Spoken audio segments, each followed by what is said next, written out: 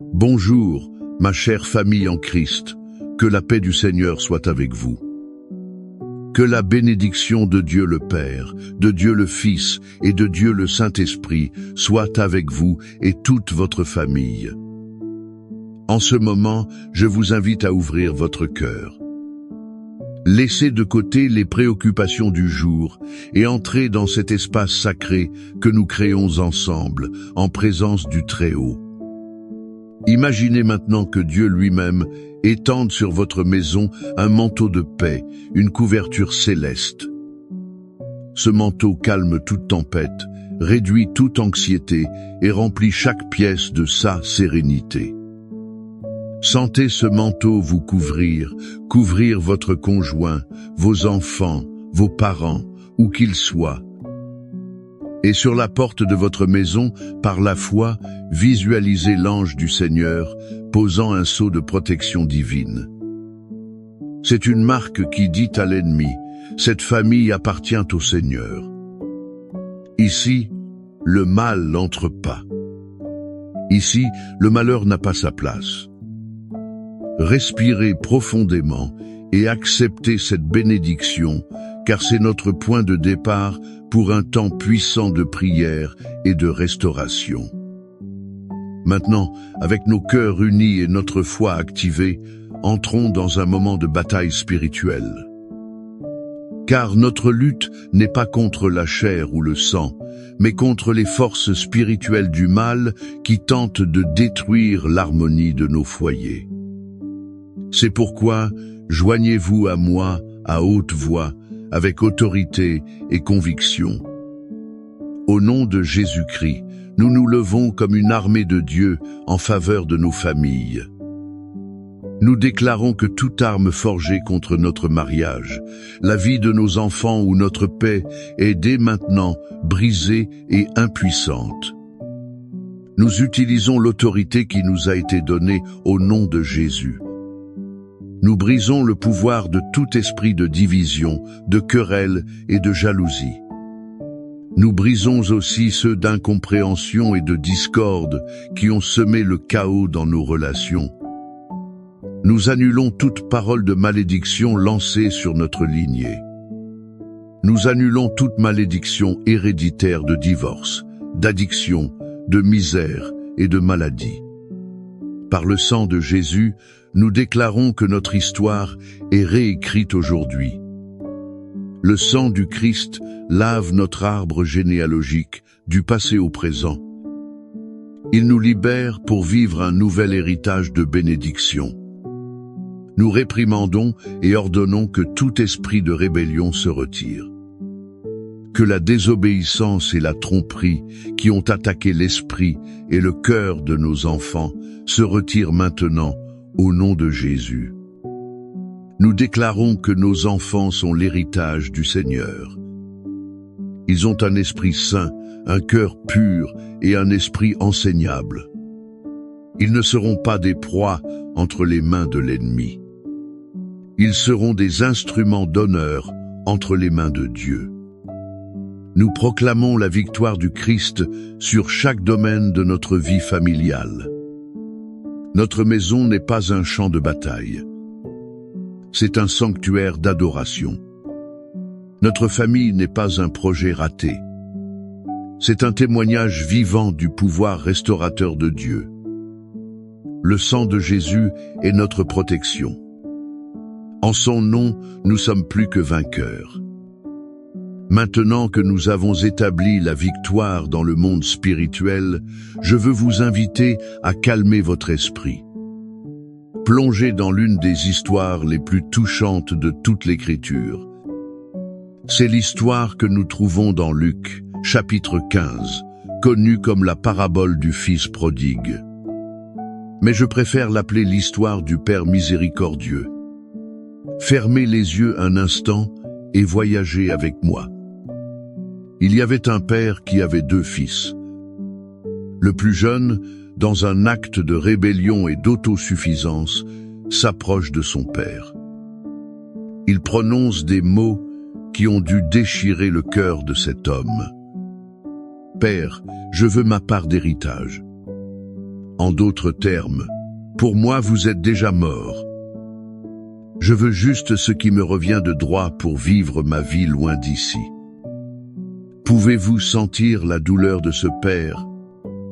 Malgré tout, il partage ses biens. Le fils rassemble tout et part pour une terre lointaine. Là-bas, loin des yeux et des valeurs de son père, il dilapide tout dans une vie d'excès. Quand l'argent est épuisé, une grande famine s'abat sur la terre. Ce jeune homme qui avait tout souffre maintenant de la faim. Sa dégradation atteint le point où il désire manger la nourriture donnée aux porcs. C'était l'animal le plus impur pour un juif. Dans cette porcherie, au fond du gouffre, la Bible dit qu'il revint à lui-même. Il se souvint de la maison de son père, où même les serviteurs avaient du pain en abondance, tandis que lui mourait de faim. Et là, au milieu de la boue, naît une décision. Je me lèverai et j'irai vers mon père. Il répète un discours de repentance, prévoyant de demander à être traité comme un simple serviteur. Car il ne se sentait plus digne d'être appelé fils. Mais la partie la plus émouvante de l'histoire est celle-ci. Et comme il était encore loin, son père le vit et fut ému d'une intime compassion. Il courut, se jeta à son cou et l'embrassa. Ce père n'avait jamais abandonné. Chaque jour, il regardait la route, espérant, attendant avec impatience le retour de son fils. Il n'attendit pas que son fils arrive et s'humilie.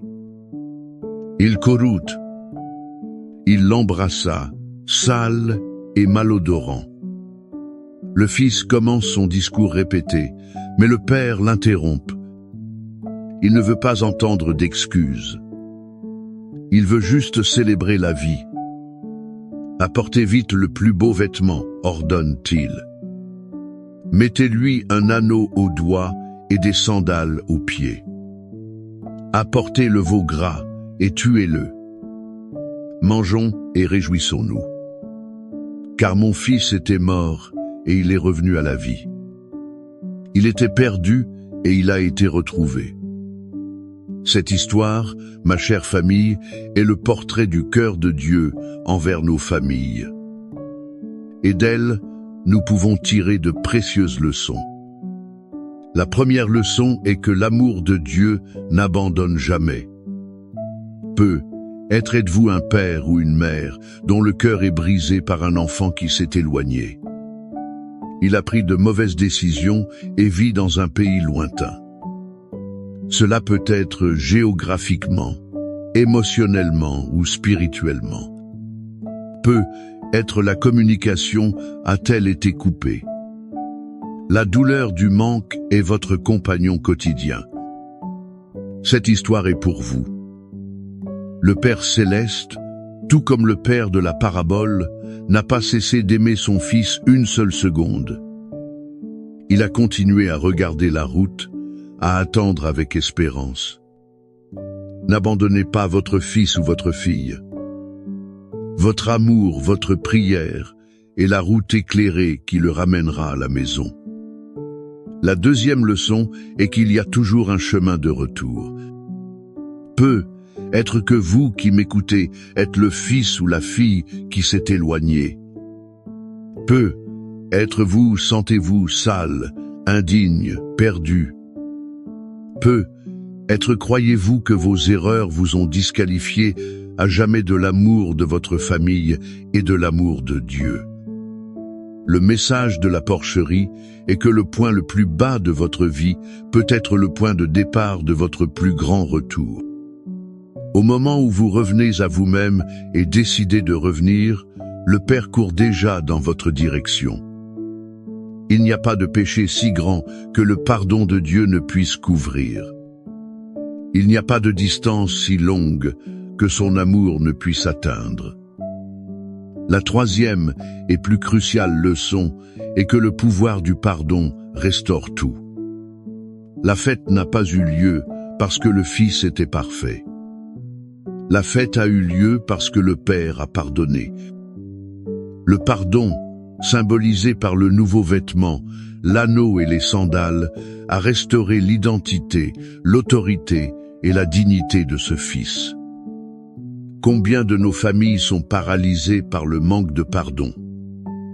Blessures entre mari et femme, ressentiment entre parents et enfants, amertume entre frères. Le pardon est la clé qui déverrouille les portes de la restauration. Dans votre rôle de père, mère, fils ou conjoint, êtes-vous prêt à courir à la rencontre de l'autre? Ou préférez-vous attendre une demande de pardon parfaite? Êtes-vous disposé à offrir le pardon qui ouvre le chemin à la fête de la réconciliation? Et cette promesse d'un foyer, d'un Père qui attend et protège, est scellée dans les Écritures. L'histoire du Fils prodigue montre le cœur du Père. Les psaumes nous donnent les mots pour faire confiance à ce Père. Le psaume 91 est l'étreinte protectrice de ce Père sur ses enfants. C'est la déclaration que, sous ses ailes, nous sommes en sécurité. C'est la promesse que, même si le monde autour de nous est dans le chaos, aucun mal n'atteindra notre tente. Et le psaume 23 est la garantie que ce même Père est notre berger. Il nous guide et nous soutient. Il prépare une table pour nous, même au milieu des difficultés. Il pourvoit à tous nos besoins. C'est pourquoi maintenant, je vous invite à fermer les yeux, à respirer profondément et à recevoir ces mots. Ne les recevez pas comme une ancienne poésie. Recevez-les plutôt comme une promesse vivante et active sur votre vie et votre famille aujourd'hui. Laissez chaque mot du psaume 91 laver votre âme et renforcer votre foi. Je vais le lire posément. Vous recevrez simplement cette bénédiction. Celui qui habite sous l'abri du Très-Haut reposera à l'ombre du Tout-Puissant.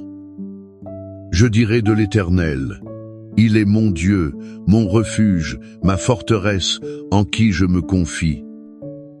Car c'est lui qui te délivrera du filet de l'oiseleur et de la peste pernicieuse. Il te couvrira de ses plumes et tu te réfugieras sous ses ailes. Sa fidélité est un bouclier et une cuirasse. Tu ne craindras ni les terreurs de la nuit, ni la flèche qui vole de jour. Tu ne craindras ni la peste qui marche dans l'obscurité, ni la contagion qui ravage en plein midi. 1000 tomberont à ton côté et 10 000 à ta droite. Mais cela ne t'atteindra pas. Seulement de tes yeux tu contempleras et tu verras la rétribution des méchants. Car tu es mon refuge, ô Éternel. Tu as fait du Très-Haut ta demeure. Aucun mal ne t'arrivera. Aucune calamité n'approchera de ta tente. Car il ordonnera à ses anges à ton sujet de te garder dans toutes tes voies. Ils te porteront sur leurs mains, afin que ton pied ne heurte aucune pierre. Tu marcheras sur le lion et l'aspic. Tu fouleras le lionceau et le serpent. Puisqu'il m'aime, je le délivrerai. Je le protégerai, car il connaît mon nom. Il m'invoquera, et je lui répondrai. Je serai avec lui dans la détresse, je le délivrerai, et je le glorifierai. Je le rassasierai de longs jours. Je lui ferai voir mon salut. Père bien-aimé, à la lumière de ta puissante parole et de ta promesse infaillible, nous nous présentons devant toi maintenant comme fils et filles. Nous intercédons pour nos maisons. Nous te remercions pour ton cœur de Père qui n'abandonne jamais, qui espère toujours et qui court à notre rencontre. Et en ce moment, nous clamons pour chaque fils et fille qui, comme le fils prodigue, s'est éloigné de la maison et de tes chemins. Seigneur, où qu'il soit, Nous te demandons que ton Saint-Esprit les atteigne, qu'ils puissent revenir à eux-mêmes dès maintenant. Que le souvenir de l'amour du foyer et de ton amour les pousse au repentir. Nous brisons toutes les chaînes de vices, de mauvaise compagnie et de tromperie qui les maintiennent captifs. Père, crée en eux un désir irrésistible de rentrer à la maison. Prépare les cœurs des parents à les recevoir à bras ouverts, sans accusation, en célébrant la vie. Seigneur, nous prions pour les mariages en crise, pour ces couples qui vivent comme des étrangers sous le même toit. La communication est brisée et l'amertume s'est installée. Père, nous te demandons de verser ton baume de guérison sur ces blessures. Restaure l'amour, le respect, la complicité. Brisez l'orgueil qui empêche le pardon. Qu'ils puissent se souvenir de la raison de leur union. Qu'en toi, ils trouvent la force de recommencer. Nous réclamons la promesse du psaume 23 sur les finances de chaque famille ici représentée. Tu es notre berger, et rien ne nous manquera. Nous réprimandons l'esprit de misère, de dette, de chômage. Ouvre les portes de la provision, Seigneur. Multiplie les ressources, enseigne-nous à être de bons intendants. Que dans nos maisons, il y ait toujours du pain en abondance. Ainsi, nous pourrons être un canal de bénédiction pour les autres. Et enfin, Père, nous prions pour la guérison physique et émotionnelle. Nous plaçons devant toi chaque membre de la famille qui lutte contre une maladie physique. Nous déclarons ta guérison sur eux. Nous prions aussi pour la guérison de l'âme, pour les blessures de rejet, d'abus, d'abandon. Guéris les souvenirs douloureux, calme les cœurs anxieux. Remplis chacun de ta paix qui dépasse toute compréhension. Nous t'invitons maintenant, Saint-Esprit, à parcourir chaque foyer connecté à cette prière. Là où il y a la tristesse, apporte ta joie. Là où il y a des conflits, établis ta paix. Là où il y a la maladie, manifeste ta guérison. Là où il y a le manque, libère ta provision. Nous te livrons nos familles, pour que ta volonté soit faite. Maintenant, je vous encourage, comme un acte de foi, à écrire le nom de votre famille ou votre demande de prière spécifique dans les commentaires. Formons une grande chaîne d'intercession, croyant que lorsque deux ou plus s'accordent sur la terre, cela sera lié dans les cieux. Que la grâce de notre Seigneur Jésus-Christ, qui nous réconcilie avec le Père, soit sur vous. Que l'amour de Dieu notre Père, qui nous attend les bras ouverts, soit également sur vous. Que la communion et le réconfort du Saint-Esprit, qui nous unit et nous fortifie, soit sur toute votre maison. Que cela ne soit pas seulement aujourd'hui, mais pour toujours. Recevez la protection, la restauration et la paix qui viennent d'en haut. Allez en paix, sachant que votre famille est gardée dans le refuge du Très-Haut. Amen.